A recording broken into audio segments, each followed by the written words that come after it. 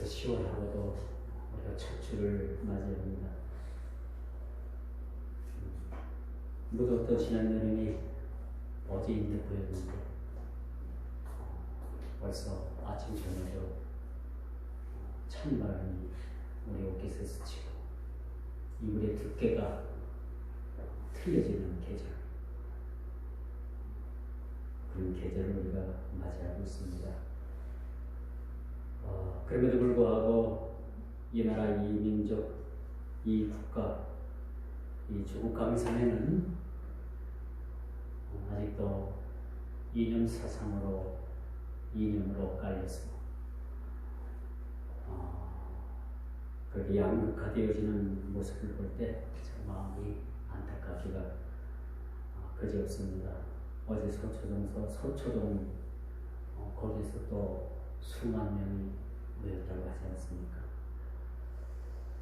왜 이렇게 자꾸 이 정치권에서는 이렇게 진영 우리도 몰아가고 있는지 모르겠어요. 지금 우리나라가 좀 하나가 돼도 좀 힘든데 서로 생각들이 엇갈리고 서로 양분이 되고 이렇게 양극화 프레임에 갇혀서 어디 가서 얘기 꺼내기도 끊어가지고 너무 쉽지 않죠. 사람들이 아주 극단적으로 지금 치우치는 모습들을 보게 됩니다. 이럴 때 여러분들은 이게 옳다 저게 옳다를 떠나서 오늘 본문의 말씀처럼 우리가 나라의 임금들을 위해서 기도해야 되는 그런 상황에 있지 않는가 그런 생각을 가져봅니다. 언제부터 이런 추면 대립으로, 이념 대립으로 이 강산이 두동강이 났는지 참 안타깝기가 그지없지만 그래도 우리 그리스도인들이 있어서 서로를 화해하고 서로 손잡게 하고 하나가 되게 할 수 있는 것은 바로 우리 그리스도인들의 몫이라는 생각을 가져봅니다. 오늘 본문 1절 참으로 중요한 얘기가 나오죠. 그러므로 내가 첫째로 권하노니 모든 사람을 위하여 간구와 기도와 도구와 감사를 하라 라는 말씀. 얼핏 보면 이 말씀이 다 같은 말, 같은 내용 같기도 하지만 이 말씀의 성격을 봐서는 좀 이 네 가지의 말이 전혀 다른 의미로 좀 쓰여지고 있다는 것을 우리가 보게 됩니다. 그리고 곧바로 2절에 임금들과 높은 지위는 모든 사람을 위해서 하라 그렇게 얘기를 합니다. 우리의 도구와 간구와 기도와 감사가 나라와 임금들, 높은 지위 있는 사람들을 위해서 이렇게 하라라고 이렇게 명령을 하고 있음을 보게 됩니다. 이 결국 간구와 기도와 도구와 감사는요, 모든 경건함을 하게 하는, 또 모든 단정함으로 하게 하는, 또 모든 고요하고 평안한 생활을 하는데 필수적이라는 사실을 우리가 보게 되는 것이죠. 우리가 평안을 누릴 때 하나님의 거룩하신 샬롬의 영이 임하게 되는 겁니다. 그렇죠? 우리가 근심하고 걱정하고 있을 때 샬롬 되시는 하나님의 평강이 우리 삶 가운데 찾아오셔서 우리에게 평안을 주십니다. 이 사실 여러분, 우리의 생명을 틀어지고 계신 분이 하나님이시라는 사실을 여러분들이 완전하고도 완벽하게 받아들이면요, 그때부터 여러분들에게 평안이 찾아오게 됩니다. 그렇죠? 뭔가 좀 내가 좀 붙들고 내가 좀 뭔가 좀 해보려고 내가 좀 뭔가 좀 안전한 장치를 취해보려고 하니까 늘 우리는 불안합니다. 살든지 죽든지 흥하든지 망하든지 패하든지 노하든지 모든 걸 주님 손에 우리가 맡겨드리면 마음이 편해져.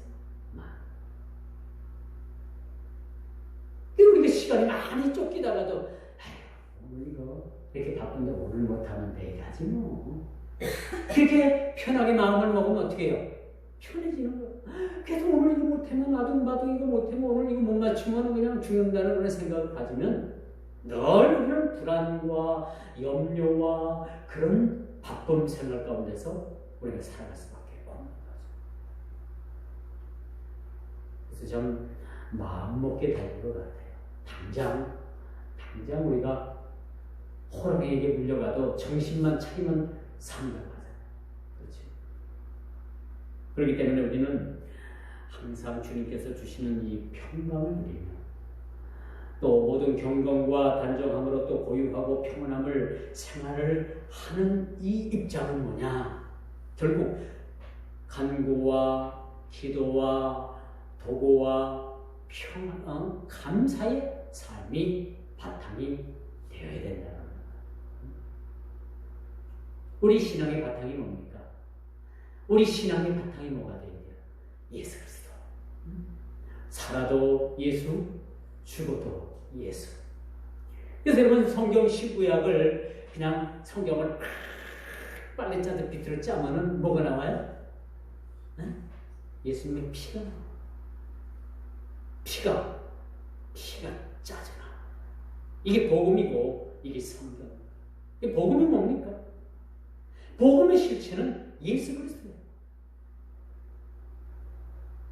뭐 어떤 분들은 기쁜 소식이다, 뭐 구원의 소식이다, 다 맞는 얘기지만 복음이라는 것은 예수 그리스도의 실체를 우리가 증거하는 삶을 사는 거예요. 그래서 우리 사명은 참 남다릅니다. 여러분들이 직장에 가면 직장의 직책이 있고, 가정에 가면 가정의 위치가 있고요. 그렇죠?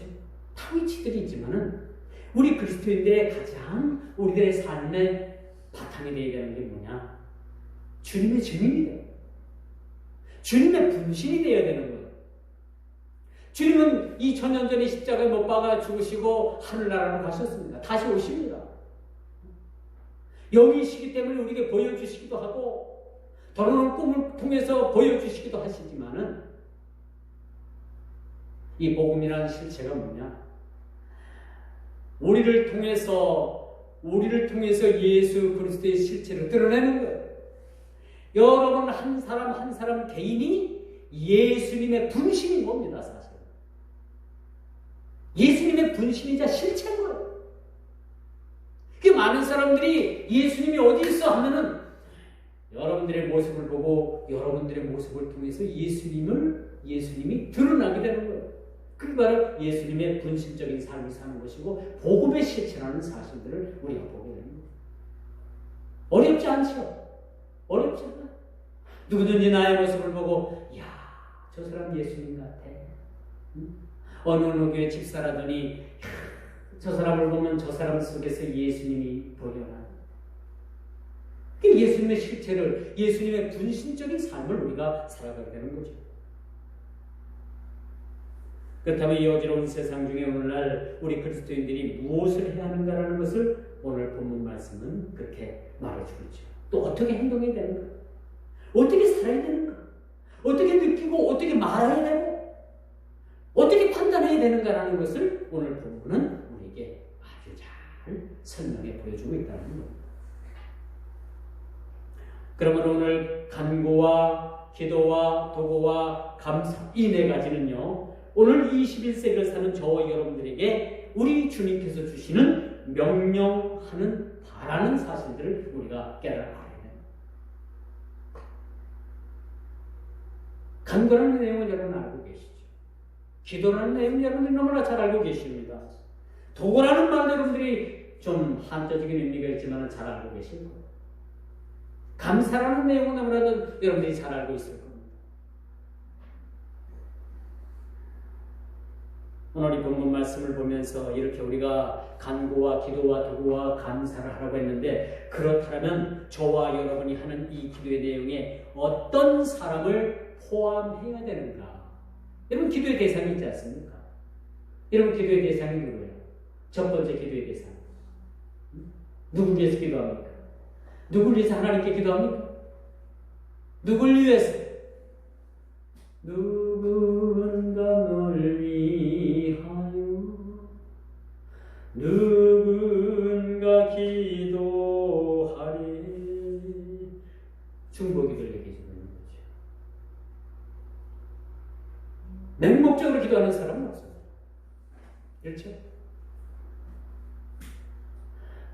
여러분들이 누구를 위해서 기도할 거예요? 나라 민족을 위해서 기도하든지, 자녀를 위해서 기도하든지, 여러분 직장을 상사를 위해서 기도하든지, 여러분 자신을 위해서 기도하든지.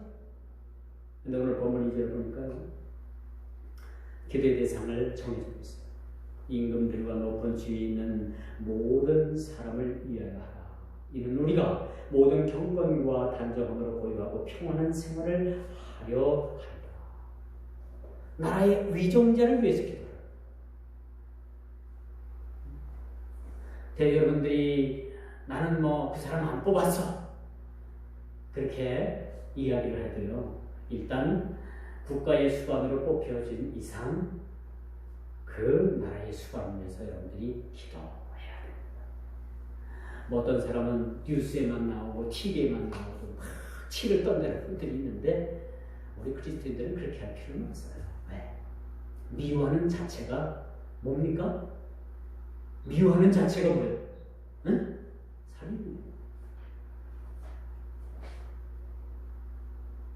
그렇기 때문에 미워해서는 안 돼요. 물론 여러분들이 실망을 할 수 있겠죠. 저도 그래요. 저도 요즘 실망이 너무 커가지고. 실망? 이러려고 뽑았던가? 그런 생각들을 하죠. 네, 여러분, 우리가 이럴수록 오늘 본문 2절에 분명히 기도의 대상을 얘기해 주고 있어요. 누구를 위해서 기도할까? 누구를 위해서 기도할까? 나라의 위정자들을 위해서 기도하라. 위정자. 나라의 국가의 수반으로부터 말단 공무원에 이르기까지 그들이 참 나라를 경영할 수 있도록 여러분들이 기도해야 되는 것도 오늘 우리에게 주어지는 몫이라는 사실들을 우리가 보게 됩니다.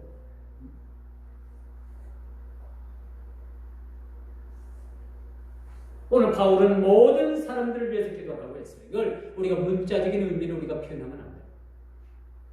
세상의 모든 사람들을 위해서 기도는 할 수는 없습니다. 그렇죠? 문자적인 의미를 위해서 보는 것이 아니고, 이 말씀은 뭐냐? 인종이나 국적이나 사회적 지위나 구별하지 않고 우리가 기도해야 된다는 거예요. 누구는 사상이 나빠서 안 되고, 누구는 참 보기 싫은 왼수 같으니까 안 되고,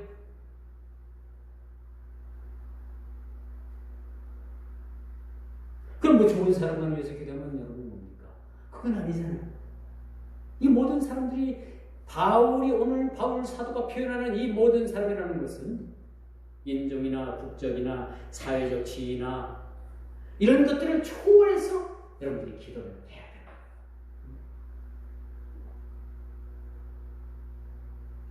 여러분들 기도 많이 해요. 원수는 저 공중 권세 잡은 마귀아의 우리가 싸움이라고 말씀드릴 수 있지만, 사실 원수는 나하고 가장 가까운 사람의 옆에 원수가 있어요. 그렇죠? 원수는요, 멀리 있는 것이 아니라 나랑 가장 가까운 사람 옆에 원수가 탁 버티고 있어요. 그렇기 때문에 우리가 기도하는 거죠. 어제 우리 이제 노회전에 각 부서별로 그렇게 감사를 해서 부서에 감사를 했어요. 그리고 제가 전에 있던 그 시골교회 이제 그 교회에 계시는 목사님이 있길래 오셨길래 그래서 안부를 나누고 교회 좀 사정이 어떻습니까?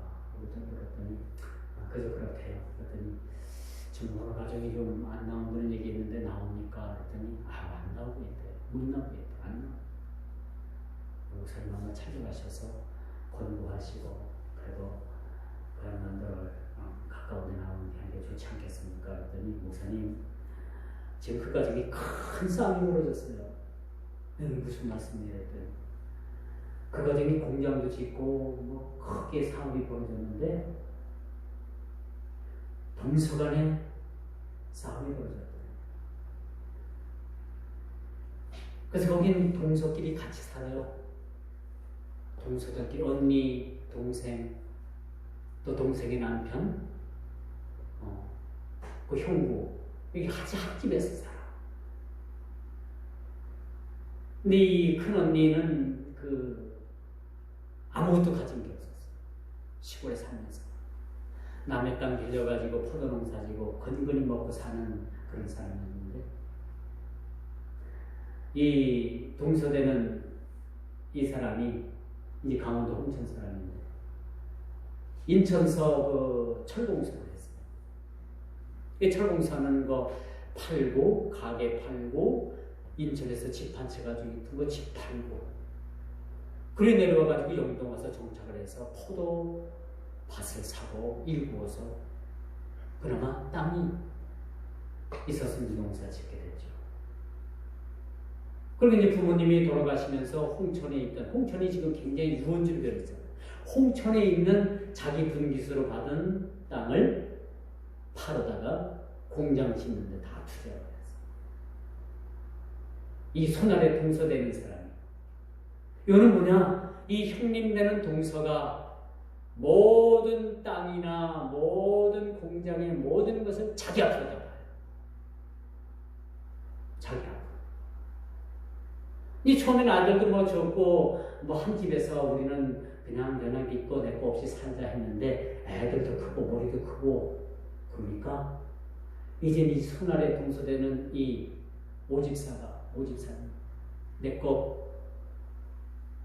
명의 돌려주세요. 이 양반이 엄청 착해. 착하게 이 손 위에 그 동서는 아주 사람이 까시러지고 아주 성격도 더럽고 아주 그냥 그래요. 그런데 이제 지금 막 충돌이 일어나서 한 집에서 지금 막 싸움이 일어나요. 내 거 내는 거예요. 어떻게 돼요? 돌려줘야 돼요? 어떻게 돼요? 그건 뭐 우리가 할 일은 아니고 우리가 뭐 생각할 것도 아니겠지만, 이렇게 여러분 한 집에서 유야 무야 아이고 뭐 내 거도 아니고 네 거도 아니야 하는데, 이게 시간이 지내놓고 보니까 공장 규모는 커지지. 자기가 다 갖다 팔아다가 넣은 것은 저기 형님 명의로 돼 있지. 그러니까 한 집에서 지금 크게 지금 다투고 있다. 법적으로 갈 것 같아요. 그래서 그 말을 듣고 이 왼수가 소몰리는 것이 아니라 참 가장 가깝게 있구나. 그래서 여러분이 도구와 간구와 기도와 감사는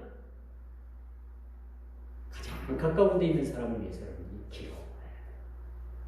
오늘 물론 사도 바울은 나라의 정치의 위정자들을 위해서 기도하라고 했어요. 물론 그들을 위해서 여러분들이 기도해야 합니다. 그러나 여러분들이 잊지 말아야 될 것은 가장 가까워 있는, 어떻게 보면 생각지도 않았던 그러한 대상이 원수가 될 수도 있다. 그 두 동사가 뭐 이렇게 되질 않겠습니까? 그렇게 명이 다 넘겨주고 자기는 아무것도 없는 거죠. 지금 나 함께 생겼대 버리고 나가랬대. 뭐 거기로 나 앉아있지 어떡합니까? 상황이 그렇게 됐다라고 말씀을 드릴 수가 있습니다.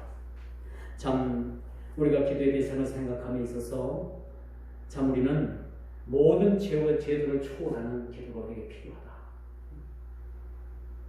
주의를 깊게 살펴볼 것은 오늘 본절에 나오는 4개의 기도에 대한 명사인 간구와 기도와 도구와 감사가 우리에게 필요하다는 겁니다. 그러면 도대체 간구는 뭐고 기도는 뭐고 도구는 뭐고 감사가 뭘까? 좀 헷갈릴 수도 있어요. 어떤 학자들은 이 4 명사인 단어가 하나의 뜻을 가지고 있다라고 얘기를 합니다. 그런데 우리는 오늘 이 말씀을 조금 더 한번 생각해 봅시다. 첫째, 간구에 해당되는 데세이스라라는 이 말은 아주 긴박하고도 이 긴박한 상황에서 어떤 특별한 대상을 위해서 우리가 기도합니다.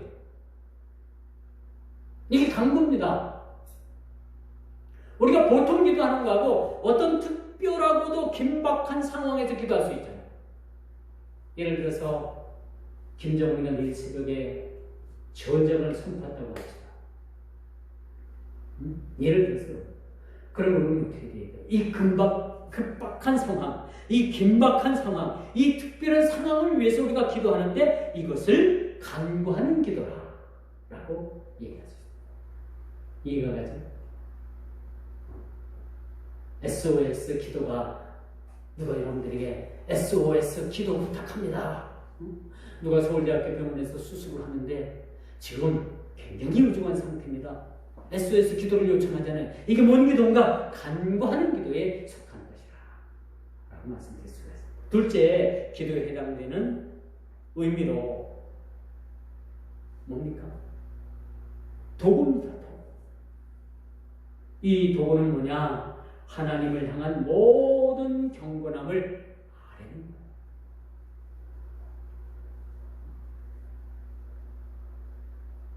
하나님을 향한 모든 경건함을 아뢰는 것이 기도라라고 말씀드릴 수가 있어요. 우리가 일반적으로 드려지는 이 평범한 기도, 어떤 기도가 주류를 이뤄요? 하나님 이것도 주시고요, 저것도 주시고요, 내일은 이걸 먹을 것 이거 주시고요, 내일은 빨간 옷을 입고 출근을 해야 되고, 모레는 하얀 옷을 입고 어디 파티에 가야 돼요. 여러분들이 일상생활 가운데 구하는 것들이 있습니다. 이것이 일상적인 기도라고 말씀드릴 수가 있겠죠. 그럼 세 번째, 도구라는 것이 뭐냐? 도대체 도구. 도구가 도구 기도를 하는 기도가 아니고 도구란 중보기도를 얘기해요. 중보기도. 나 아닌 다른 사람을 위해서 기도해줘. 여러분들이 기도하면 보통 몇 퍼센트나 남을 위해서 기도합니까? 몇 퍼센트나 도구를 위한 기도를 합니까? 몇 퍼센트 정도 돼요? 우리가 다 다를 거예요. 그렇죠? 어떤 사람은 10% 자기를 위해서 기도하고 나머지 90%는 나 아닌 다른 사람을 위해서 기도한다. 그럼 90%를 도구 기도하는 거예요. 중보라고도 합니다. 같은 기도의 내용을 우리가 보게 되죠. 네 번째, 감사에 해당되는 기도가 있습니다. 이것은 하나님의 은총에 대한 감사의 기도입니다. 하나님의 은총에 대한 감사의 기도를 우리가 날마다 드릴 필요가 있는 거죠. 매일마다 우리가 하나님 앞에 새날을 주시고 귀한 남자의 소리를 깨워주시고 우리에게 새날을 허락하신 그의 하나님에 대한 감사. 뭐 이것뿐이겠습니까? 우리 일상생활 가운데 일용할 양식을 주시고 시험당 곁으로 우리가 깨울 수 있도록 하나님께서 우리에게 은혜를 주시고 우리가 구하지 아니한 것까지도 하나님께서 우리에게 주시고 이것이 모든 감사에 해당되는 기도라고 말씀드릴 수가 있는 것입니다. 나머지는 임금들과 높은 지위 있는 모든 사람을 위해서 기도하라는 것은 어디에 해당되는 기도입니까? 도구의 기도입니다. 나 아닌 다른 사람들을 위해서 타인을 위해서 기도하는 것은 도구에 해당되는 기도라고 말씀드릴 수가 있는 거죠. 이뿐만 아니라 기도의 대상으로 특별히 권세자들을 포함해서 기도하라라고 이렇게 말해주는 거죠. 권세자. 비록 세상 권세를 잡은 자들을 위해서도 우리가 기도하라는 얘기예요. 내가 뽑은 국회의원이 안 되고 다른 사람이 되었다 하더라도 이 지역을 위해서 세워진 국회의원을 위해서 기도할 필요가 있고요. 구청, 시청, 주민센터에 있는 우리가 직접 뽑은 공무원이 아니더라도 우리는 그들을 위해서 기도해야 된다는 거죠. 더 크게는 국가의 수반을 위해서도 우리가 기도해야 된다는 거예요. 내가 뽑지 않았으니까 난 상관없어. 저 사람 미워. TV 나오면 채널 팍 돌리고 그럴 필요까지는 없어요. 믿지 않는 사람들은 그렇다 하더라도 이해가 갑니다. 믿는 사람들은 그렇게까지 할 필요가 뭐가 있겠는가.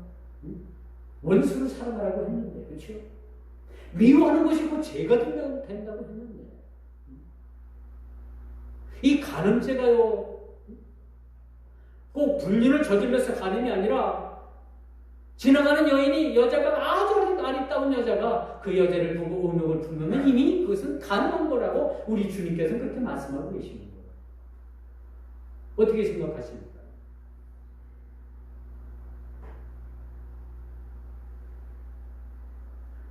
여러분 당시 임금들은요 황제와 왕들에만 국한시킬 필요는 없었습니다. 당시 오늘 이 사도 바울이 말하는 이 왕은 로마의 아주 포악한 네로 황제를 지칭하고 있다는 것을 우리가 보게 됩니다. 네로 황제. 그렇지만 이 왕은요, 지역적인 왕을 초월하는 그러한 명령이라는 사실을 우리가 보게 됩니다. 지금 스웨덴에서 미국과 북한이 미국 실무 접촉을 하고 있다고 합니다. 어떻게 그것이 결론이 나는지는 잘 모르겠지만 좋은 방향으로 좀 났으면 좋겠어요. 그래서 남과 북한이 하루 종일 평화적인 방법으로 통일이 되는 그런 초석이 되었으면 좋겠다. 뭐 갈 길은 멀지만 그런 그들을 위해서 우리가 하나님 앞에 기도해야 되는 사실. 기도의 대상을 가려서 하는 것이 아니고 성령의 이끌림 바 기도가 한층도 우리에게 필요하다라는 사실을 우리가 알게 됩니다. 가려서 하는 기도가 아니라 나와 연관지어진 그런 사람들을 위해서 우리가 하나님 앞에 기도해야 되는 거죠. 자, 하나님께서는 인류의 생존을 위해서 권세자들을 세워주셨습니다. 그들을 또한 주관하십니다. 그들이 아무리 합당치 못한 통치를 한다 하더라도 그들을 위해서 우리가 기도해야 된다라고 존 칼빈은 그렇게 말하고 있습니다. 즉 원수를 위해서 우리가 기도해야 하는 거예요. 원수를 위해서 우리가 기도해야 되는 것이 우리 그리스도인들의 몫이라는 사실을 우리가 보게 되는 거죠. 당시 로마 제국을 지배하던 네로가 기독교를 극심하게 핍박한 사실을 염두에 볼 때 바울의 이 명령이 얼마나 의미가 있는가라는 것을 우리는 깊이 깨달아야 돼요. 보통 사람 같으면 기독교를 핍박하고 기독교를 말살하고 교회를 무너뜨리고 그토록 그 그리스도인들을 많은 그러한 죽음의 길을 몰고 갔던 로마의 네로 황제지만은 사도 바울은 그 네로 황제까지 그 사람까지도 포용하는 그런 기도가 우리에게 필요하다라는 것을 오늘 본문은 우리에게 보여줍니다. 오늘 이 길을 지칭하는 임금이 누굽니까? 결국은 네로 황제를 얘기해 주는 겁니다. 더 큰 의미에서는 이 말씀은 각 지역에 분포해 있는 세상의 많은 임금들을 위해서 우리가 기도해야 된다는 것을 우리에게 보여주고 있습니다. 사실 요즘 같은 현 시국을 보면서 우리가 그리스도인들로서 참 기도할 마음조차도 생기진 않겠지만 이 나라가 이게 뭔가? 나라가 이게 뭔가 말이야, 그렇죠? 기도할 맛이 나요? 안 나잖아요. 이 나라가 도대체 이게 뭔가? 그렇지만 우리는 이들을 위해서 기도해야 법무부 장관 내정된 사람을 위해서도 기도해야 됩니다. 지금 수사하는 총장을 위해서도 기도해 줍니다.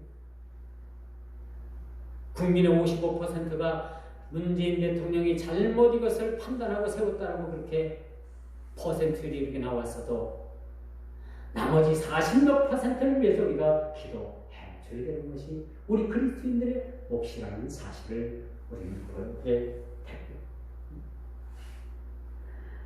그래서 우리가 이 현 정국을 더 불행하게 빠뜨리지 않도록 우리 모두가 기도해야 될 필요가 있습니다.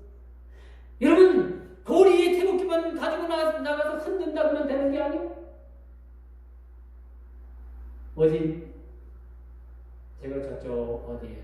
복대동 쪽에서 이제 우리 노예 관계되는 분들하고 식사를 하고 차를 한 차 타고 이제 가경교회에다가 이동을 했는데 어느 목사님이 저한테 이 목사님은 아주 진보 중에서도 진보고 그러는 거야.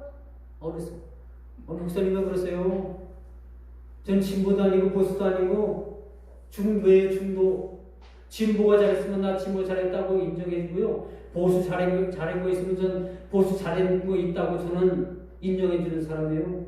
난 극단주의 아니에요. 그랬더니 아무 말 안 해요.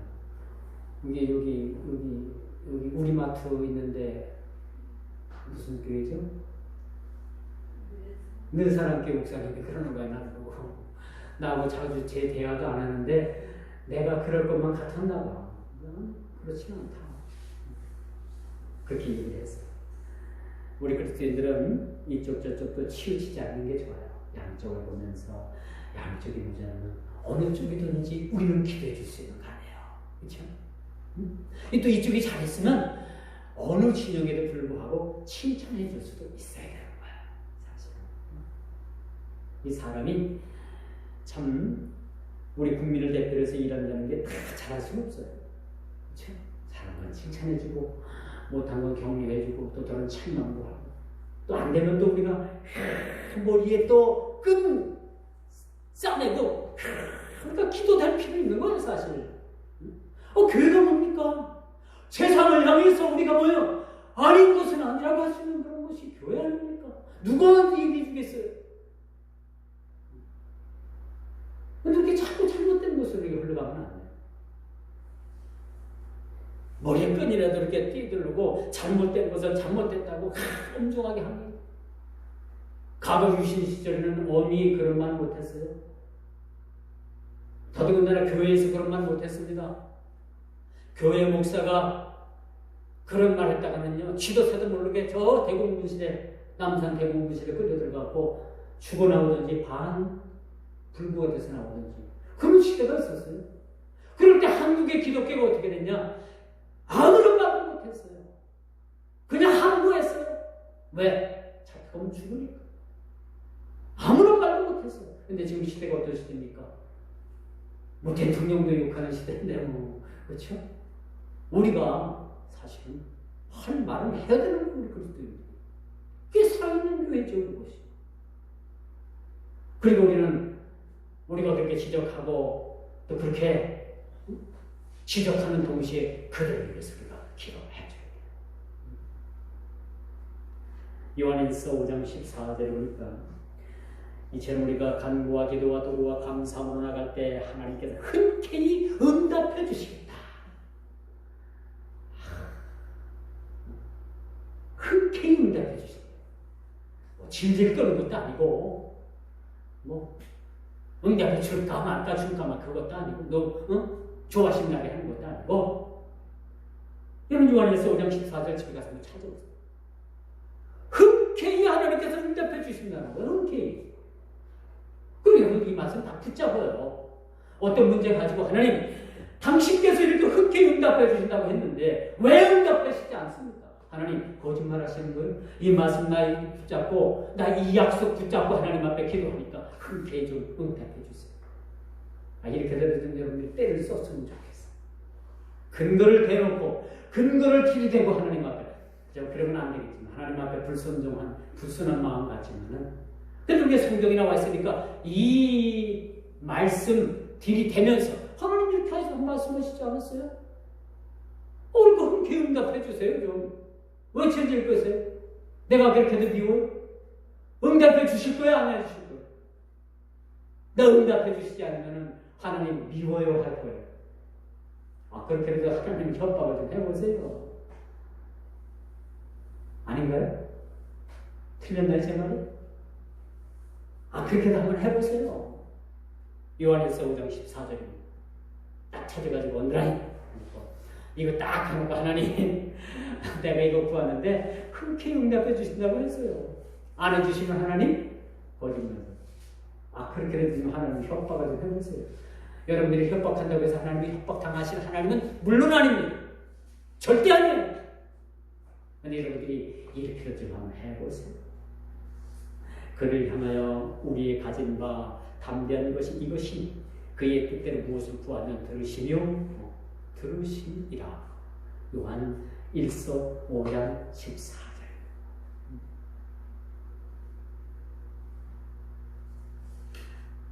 기도 없이 만사 형통의 복을 받는 것보다 여러분 잘 들어보세요. 기도하지 않고 만사 형통의 복을 받는 것보다 기도와 간구에도 고난과 연단을 받는 것이 주시는 그 하나님의 관심이 더 훨씬 더 큰 축복입니다.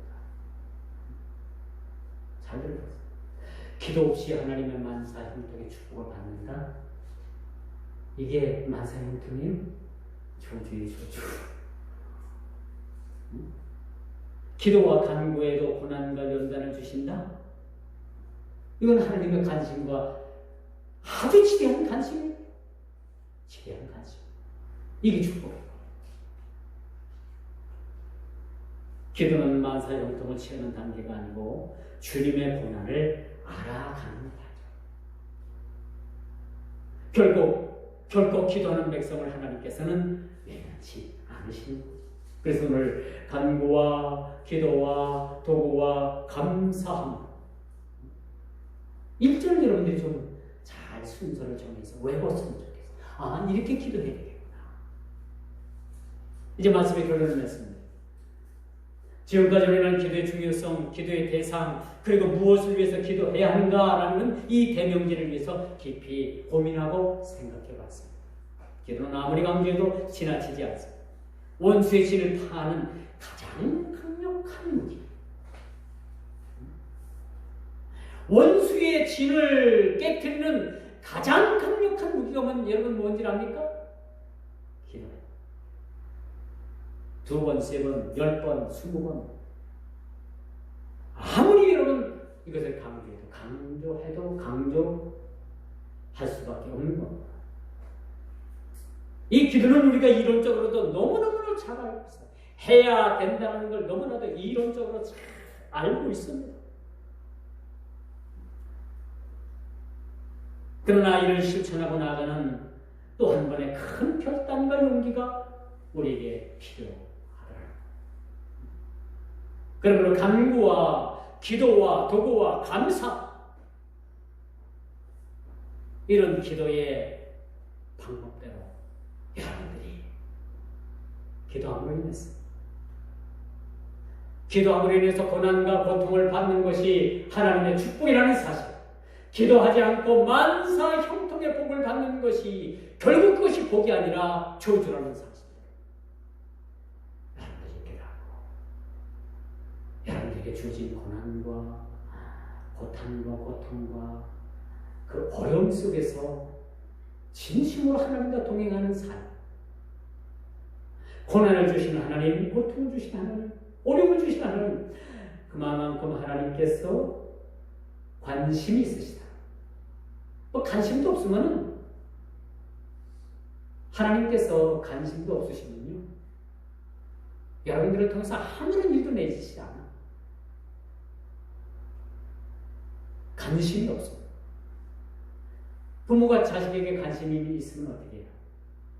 그러면 책망도 하고 꾸짖고 어렸을 때 매도 때리고, 그렇죠?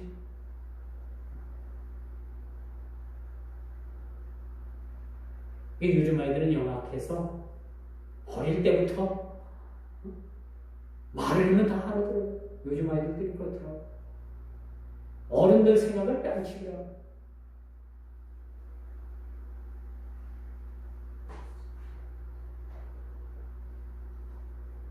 이만큼 오늘 본문 말씀을 통해서 이렇게 주의 시사하는 바가 매우 크다는 것입니다. 그 말씀 여러분 꼭 기억하시고 여러분 모든 삶에 이 귀한 말씀이 아름답고 복되게 적용되고 실천되고 많은 열매가 맺어지기를 주님의 이름으로 축원하면서 말씀을